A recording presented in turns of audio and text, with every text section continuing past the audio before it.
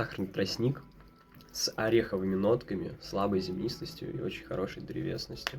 Пин, или же крепкий вкус, По состоянию чувствую или как в простонародье у нас взрывной шупуэ. очень хорошо пробуждает. Я там ходил в полу таком дреме. Сейчас прям вот ясный ум стал. Это вам не чефир, братва. Конечно. Это чисто. Конечно. На ход ноги можно сделать. На утро или на день вот самое то. Энхай, большой лист. Лямба. Берите вот это прелесть, пейте, наслаждайтесь, ребят. Интересненький, хорошая прессовочка. Всем хорошего чая.